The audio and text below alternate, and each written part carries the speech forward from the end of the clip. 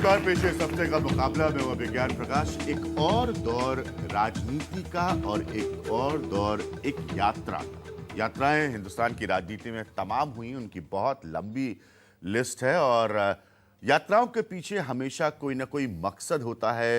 Political parties का कोई ना कोई एजेंडा होता है, वो राजनीति करते हैं, उनको उस एजेंडे का हक भी है। लेकिन क्या ये एजेंडा यात्राओं का कभी सही होता है या गलत, इस पर हम चर्चा करेंगे आज के मुकाबला में। और एक बहुत ही खास पैनल मेरे साथ मौजूद है, उनसे मैं आपको मिलवाता हूं। सबसे पहले बिलाल लोन साहब मेरे साथ मौजूद हैं, जो कि चेयरमैन हैं जम्मू एंड कश्मीर पीपल्स कॉन्फ्रेंस के।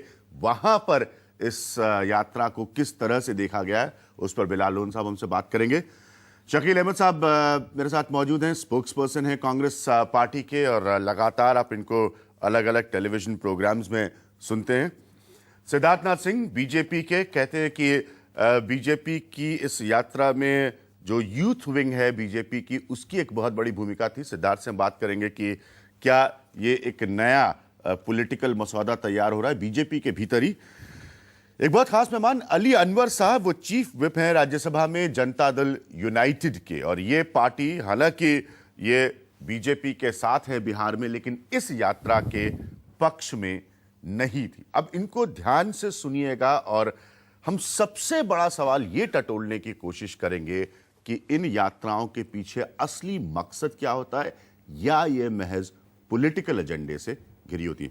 मैं इस चर्चा की शुरुआत करूंगा सिद्धार्थनाथ सिंह से। बीजेपी ने इसको उठाया था। सिद्धार्थनाथ सिंह, असली मकसद आप लोगों का क्या था इस यात्रा में? तिरंगा यात्रा कहें, एकता यात्रा कहें, जो भी फ्रेज दें इसको। जो इस यात्रा के माध्यम से हम लोग कोई राजनीतिक नफा नुकसान के लिए नहीं निकले थे, जिस प्रकार से विपक्ष या कुछ मीडिया में कहा जा रहा है। हर यात्रा या हर कदम जो होता है वो राजनीतिक पार्टी का, खासकर बीजेपी का, ये नहीं होता कि वो राजनीति करने जा रही है या सरकार में आने के लिए मुद्दों को उठा रही है। कुछ सैद्धांतिक भी होते हैं, आइडियोलॉजिकल भी होते हैं। हमारी पार्टी एक कैडर बेस्ड पार्टी है, एक आइडियोलॉजी के साथ है। कश्मीर, जम्मू और कश्मीर के मसलन पे हम लोगों के विचार कुछ लोगों से भिन्न हैं।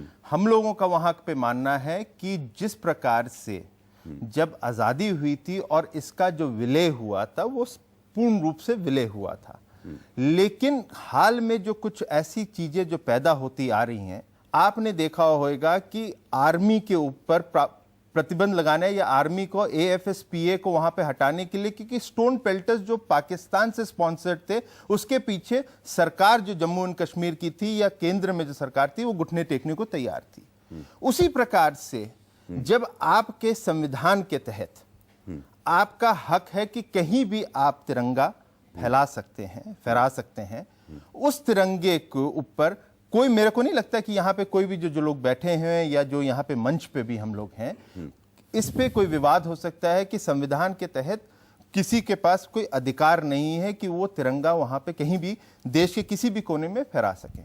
शकील, मतलब ये कह रहे हैं कि हमने क्या गलत किया संविधान के तहत अगर हम वहां पर तिरंगा फहराना चाहते थे? देखिए विज्ञान, ये बात सही है कि इस देश में हर व्यक्ति को कहीं भी झंडा फहराने का अधिकार है। राष्ट्रीय झंडा हमारे आन बान और शान का प्रतीक है।